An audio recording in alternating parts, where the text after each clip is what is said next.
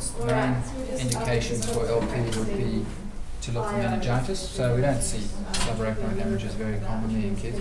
So it's usually meningitis to exclude and confirm before starting treatment. And let's say in all of them, there's no shame in delaying the LP if you don't have the time, the expertise, or you're not sure if it's contraindicated in a kid.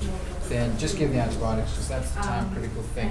The LP can happen the next day or the day after. They can still get PCR studies to try and find the bugs in there, even if it's culture negative. So the bottom line is don't delay antibiotics, by putting back the LP and 3 goes, 4 goes, someone else.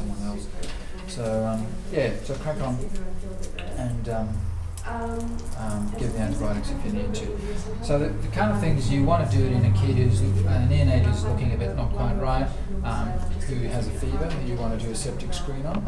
You also want to do it in an older kid who you think you want to exclude meningitis. Contraindications would be things like they're very drowsy, they might have raised intracranial pressure, particularly obviously focal neurology you wouldn't do it, cardiovascular instability you wouldn't do it, because when they crunch them up they can drop their blood pressure, they can stop breathing, particularly if they're sick. And that does take a little bit of experience from your assistant, because you want to get them in this banana position, but without compromising their airway or their breathing. And they have to be quite firm to keep them in that position. You want them ideally sort of flat, parallel. You want the trolley at a height that you can use comfortably. Give yourself a best chance. A nice comfortable chair, light if you prefer it, or not if you don't. It's more a feel rather than a sight thing. And usually we don't cover them up. Some people will tend to wrap them up in loads of towels and stuff, and then you can't see what's happening with baby. So usually we have them quite open because they're quite easy to hold still. Give them a good clean with your red stuff, and then using usually a 24 or 22 gauge short spinal needle, but you can also use just a normal hypodermic needle. These theoretically can cause dermoid inclusion cyst by taking a core of skin down into the dermis, which then produces more skin and makes a cyst. But I don't think it's ever been case reported. It's kind of a theoretical thing. So I went with these and still do that because it's just simple and easy. It's nice and short. Your landmarks. The top of the iliac crest is about the L3-4 level, so if you draw a line from there, you go about that level. You can go up one level if that one's dry, and you almost never have to sit them up. You will find that it's easier than LPs in adults. The spinous processes don't angle down as much, they're more sort of spread out in a sort of horizontal fashion. So you just head for the umbilicus, which is pretty much 90 degrees straight in. And obviously your plan in that direction is very important. You don't want to head off to the left or to the right. So one of these works and one doesn't work as well. It looks like this might be the one where the fluid came out, but it's got there as well. So we'll have a go in a sec just to have a feel at how it goes. You want to collect about 6 to 10 drops in each of 3 bottles. You don't need enough for xanthochromia, so you don't need a whole meal, you can just get a few drops. And the usual things, same as in adults, glucose, protein, and cell counts. And also particularly if you can ask for the presence or absence of bacteria, they do that routinely. So I'll let you have a run at those in a minute. Just before that, I'll just quickly talk you through the Supra-Pubic Aspirate.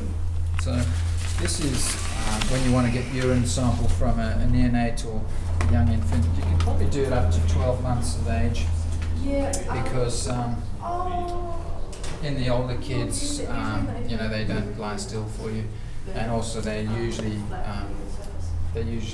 you can afford to wait an hour or 2 to get urine sample. So in neonate you want to do urine, CSF and chest x-ray straight away, give them antibiotics and not even think about it too much. So in these, when you're doing the Supra-Pubic, you want to undress them so that when they do wee, because they might actually do a clean catch urine for you while you're getting ready to put the needle in. The theory here is to collect a nice sterile urine sample, just putting a needle straight into the bladder and taking some urine out. And the alternative is to use a catheter to to introduce a little feeding tube, get a few mils of urine that way. But this is quick, easy, relatively, straightforward. And I just explained to parents it's like having a blood test. It's not such a big deal. The head being held still, it hurts for 1 second and then it's over. So you find the pubic symphysis, and usually there's a skin crease just above that, which is a nice place to go in, about 1 centimetre or 1 finger breadth above the symph. And the bladder is an abdominal organ in infants rather than normal, so you don't have to angle down. You just go straight in, 90 degrees. As I said, bladder scan beforehand to confirm they've got some fluid. Give them a feed, which increase your likelihood. And under 3 months, you give them some sucrose as well to keep them sweet and happy. That's pretty good analgesic effect. It's like like having a big bowl of pasta or something and kind of flaking out after that. Sort of glucose heavy. So actually, when you get ready to do it, you just get your alcohol swab and give it a bit of a wipe. Make sure you're ready to catch the urine when it comes. And then just a 5 ml syringe. This is 10, but you probably normally just use a 5. 1 finger breadth above the symphysis. Just go in there and aspirating gently. And once you're in the bladder, it's usually a depth of about 1 to 3 centimetres. Get some urine. Have a little dot, one of those little IV dots, and then pop that, take the needle off, and sterile urine sample. Easy, job done. All right, any questions about either of those before we let you have a little play? No, pretty straightforward. So the Supra-Pubic is probably underutilised a little bit. I wouldn't do it in a kid over 12 months, but in a young infant where they're a little bit sick and you want to crack on and get the urine, it's a good way to just get a reliable urine sample, because there's no chance really of introducing bugs or contaminants to that sample.